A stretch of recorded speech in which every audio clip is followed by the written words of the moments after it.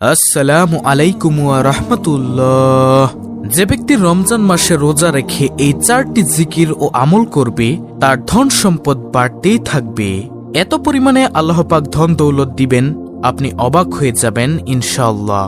প্রিয় দর্শক, শুধু ধন দৌলত নয়, এই জিকির ও আমলের ফলে আপনি পেয়ে যাবেন পবিত্র রমজান মাসে অসংখ্য অসংখ্য সওয়াব। কারণ পবিত্র রমজান মাস হচ্ছে রহমতের মাস, বোনাসের মাস। রমজান মাসে আপনি যত বেশি জিকিরের আমল, যত বেশি অন্যান্য আমল করবেন, তত 70 গুণ বেশি সওয়াব পাবেন। প্রিয় দর্শক, পবিত্র রমজান মাস আল্লাহর সৃষ্টির মধ্য থেকে সবচেয়ে সেরা মাস। রমজান মাসে রোজা রেখে এই 4টি জিকির যদি আপনি করতে পারেন, কপাল খুলে যাবে।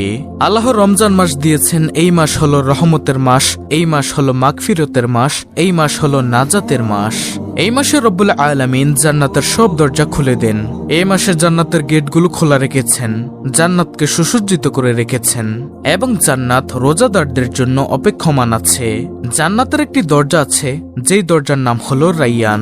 ইমানদার নারী পুরুষ ওই জান্নাতের গেট দিয়ে আল্লাহর জান্নাতে প্রবেশ করবে। এত কষ্ট করে আমার ভাই বোনেরা রোজা রাখে, আমরা সবাই রোজা রেখেছি। আল্লাহ তাআলা আমাদেরকে কি দিবেন জানিয়ে দিলেন। নবীজি সাল্লাল্লাহু আলাইহি ওয়াসাল্লাম আমাদেরকে বলেছেন, যখন তোমরা রমাদান মাস পেয়ে যাবে, যদি তোমরা ঈমানের সাথে আল্লাহর সন্তুষ্টির উদ্দেশ্যে যদি তোমরা দিনের বেলা রোজা রাখো, সিয়াম রাখো ও রাতের বেলা যদি তোমরা কিয়াম তারাবির নামাজ পড়ো, তোমাদের জীবনের সব অপরাধ ক্ষমা করে দিবেন আল্লাহ তাআলা। সুবহানাল্লাহ। দর্শক, রমজান মাসে আপনি যদি একটি নফল ইবাদত করেন, আল্লাহ রাব্বুল আলামিন সেটাকে বাড়িয়ে বাড়িয়ে ফরজের সমান নেকি করে দেন। তাকে ফরজের সমান করে তত পরিমাণ নেকি আমলনামার মধ্যে দিয়ে দেন। সুবহানাল্লাহ। শুধু তাই নয়, আপনি যদি একটি ফরজ আদায় করেন, 70টি ফরজ আদায় করার নেকি আপনার আমলনামার মধ্যে আল্লাহ তাআলা দিয়ে দিবেন। প্রিয় দর্শক, ইমানদার মুসলিম ভাই বোন, এজন্য রমজান মাসে অযথা অবহেলায় সময় নষ্ট করা যাবে না। প্রতিটি কদমে কদমে আমরা আমল করব ইনশাআল্লাহ। আমাদের চ্যানেলে অনেক দোয়া ও আমলের ভিডিও আছে, আপনি চাইলে ঘুরে দেখে আসতে পারেন। তো যেই জিকিরের কথা ও আমলের কথা বলছিলাম, এই 4টি জিকির ও আমল যদি আপনি করেন সারাটি বছর এবং বিশেষ করে পবিত্র রমজান মাসে, কি কি ফজিলত আমি আপনাদেরকে বলছি আগে। আপনার ধন সম্পদ আল্লাহ তাআলা বাড়িয়ে দিবেন, আপনার সম্মান বৃদ্ধি করবেন, আপনার সকল গুনাহ মাফ করবেন। আল্লাহ তাআলার কাছে হাত তুলে যা চাইবেন, আল্লাহ তাআলা আপনাকে তাই দিবেন। তাহলে চলুন কথা না বাড়িয়ে সেই 4টি জিকির আপনাদের সামনে তুলে ধরি। দর্শক, সর্বপ্রথমে যে জিকিরের কথা বলবো, হাঁটতে চলতে উঠতে ফিরতে বসতে শোয়া অবস্থায় অবসর সময়ে, কাজের ফাঁকে অফিসে আদালতে যখন কাজ করবেন, একটু হলেও আপনারা অবসর সময় পান, বসে থাকেন, তখন আপনি এই জিকিরটি এবং ভিডিওতে বলা এই সকল 4টি জিকির ও আমল করতে পারেন। শুধুমাত্র কয়েকটি ক্ষেত্রে করা যাবে না। ধরুন আপনি যদি টয়লেটে বা বাথরুমে থাকেন, তাহলে কিন্তু আবার জিকির করা যাবে না, কারণ সেটা হলো নাপাক জায়গা। এরকম বিশেষ বিশেষ কয়েকটি জায়গায় কয়েকটি ক্ষেত্রে জিকির করা যাবে না। তাছাড়া উপরোক্ত যে ক্ষেত্রগুলোতে বলেছি, সব ক্ষেত্রে আপনি জিকির করতে পারেন। তো প্রথম নম্বরে যে জিকির করবেন, এই জিকির সকলের পরিচিত জিকির, সবচেয়ে শ্রেষ্ঠ জিকির। হযরত জাবের ইবনে আব্দুল্লাহ রাদিয়াল্লাহু আনহু বর্ণনা করেছেন, আমি রাসূলুল্লাহ সাল্লাল্লাহু আলাইহি ওয়াসাল্লামকে বলতে শুনেছি, সর্বশ্রেষ্ঠ জিকির হলো লা ইলাহা ইল্লাল্লাহ। তাহলে প্রিয় দর্শক, সর্বপ্রথম জিকির আমরা কি পেলাম? লা ইলাহা ইল্লাল্লাহ এর জিকির করা। এই জিকির সম্পর্কে একটি হাদিস আপনাদেরকে শোনাই। হযরত আবু সাঈদ খুদরি রাদিয়াল্লাহু আনহু বর্ণনা করেছেন, রাসূলুল্লাহ সাল্লাল্লাহু আলাইহি ওয়াসাল্লাম বলেছেন, মূসা আলাইহিস সালাম একবার আল্লাহর কাছে আরজ করলেন, হে আল্লাহ, আপনি আমাকে এমন একটি দোয়া শিখিয়ে দিন, যার মাধ্যমে আমি আপনার জিকির অর্থাৎ আপনার স্মরণ করব এবং আপনার কাছে প্রার্থনা করব। আল্লাহ রাব্বুল আলামিন বললেন, হে মূসা, তুমি বলো লা ইলাহা ইল্লাল্লাহ। তখন মূসা আলাইহিস সালাম বললেন, হে আল্লাহ, আপনার সকল বান্দাই তো এই জিকির করে। আল্লাহ রাব্বুল আলামিন বললেন, তুমি বলো লা ইলাহা ইল্লাল্লাহ। হযরত মূসা আলাইহিস সালাম বললেন, হে আল্লাহ, আপনি ছাড়া কোনো ইলাহ নেই, কিন্তু আমি চাইছি আমাকে বিশেষ একটি দোয়া শিখিয়ে দিবেন, যা কেবলমাত্র আমার জন্য হবে। আল্লাহ রাব্বুল আলামিন বললেন, হে মূসা, আমি ছাড়া 7 আসমান 7 জমিন ও তার মাঝে যা রয়েছে সবকিছু যদি এক পাল্লায় রাখা হয়, আর লা ইলাহা ইল্লাল্লাহ যদি অপর পাল্লায় থাকে, তাহলে লা ইলাহা ইল্লাল্লাহ এর পাল্লাই ভারী হবে। সুবহানাল্লাহ। তাহলে প্রিয় দর্শক, বুঝতে পারছেন যে কত দামি একটি জিকির হলো এই কালেমার জিকির লা ইলাহা ইল্লাল্লাহ। এটা এমন একটি জিকির যা করতে ঠোঁটও নাড়াতে হয় না, ফলে একটি রিয়াও নেই। আর আপনি যদি পবিত্র রমজান মাসে করতে পারেন তাহলে এর ফজিলত আপনি 70 গুণ বেশি পাবেন। সুবহানাল্লাহ। তাই আমরা চেষ্টা করব সকলেই এই জিকিরটি করার জন্য, লা ইলাহা ইল্লাল্লাহ এর জিকির করা। তারপরে দ্বিতীয় নম্বরে যে আমলটি বা জিকিরটি করবেন যার ফলে আল্লাহ রাব্বুল আলামিন আপনার ধন দৌলত সম্মান বাড়িয়ে দিবেন, সেটি হলো ইস্তেগফার। সবচেয়ে শ্রেষ্ঠ ইস্তেগফার সাইয়্যিদুল ইস্তেগফার পড়বেন।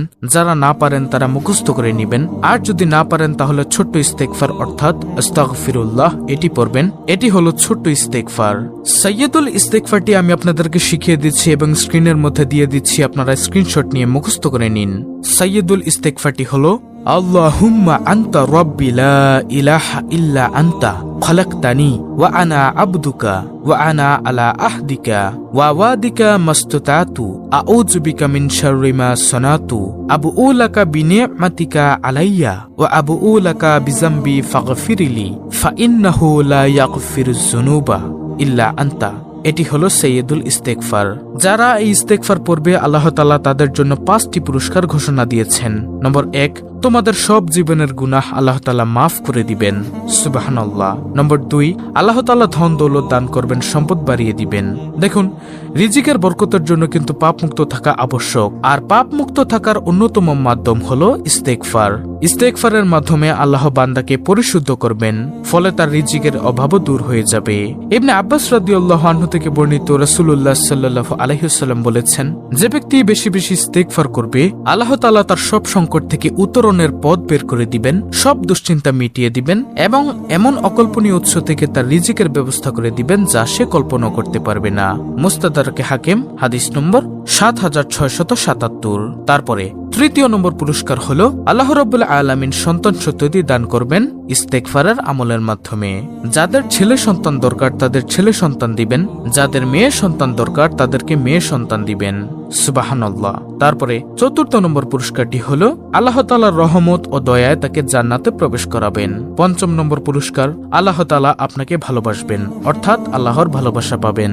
পবিত্র কোরআনে এসেছে, নিশ্চয়ই আল্লাহ সেই সকল লোককে ভালোবাসেন যারা তার দিকে তওবা করে এবং ভালোবাসেন তাদের যারা বেশি বেশি পাক পবিত্র থাকে। সূরা বাকারা আয়াত নম্বর 222। তারপরে 4টি জিকিরের মধ্যে তৃতীয় নম্বর জিকিরটি হলো, যে ব্যক্তি সুবহানাল্লাহি ওয়া বিহামদিহি প্রতিদিন 100 বার পাঠ করবে, সমুদ্রের ফেনা পরিমাণ সগীরা গুনাহ থাকলেও তাকে আল্লাহ তাআলা মাফ করে দিবেন।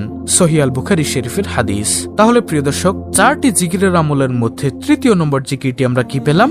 সুবহানাল্লাহি ওয়া বিহামদিহি প্রতিদিন কমপক্ষে 100 বার। তারপরে প্রিয় দর্শক, আজকের ভিডিও 4টি জিকির ও আমলের মধ্যে চতুর্থ নম্বর আমলটি হলো, এটি কোনো জিকির না, এটি হলো নবী সাল্লাল্লাহু আলাইহি ওয়াসাল্লামের প্রতি দুরূদ পাঠ করা।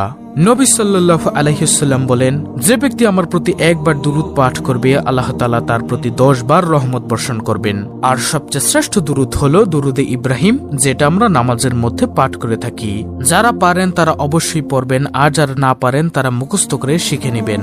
প্রতিদিন কমপক্ষে 10 বার করে হলেও দুরূদ শরীফ পড়ার চেষ্টা করবেন পবিত্র রমজান মাসে এবং সারা বছর।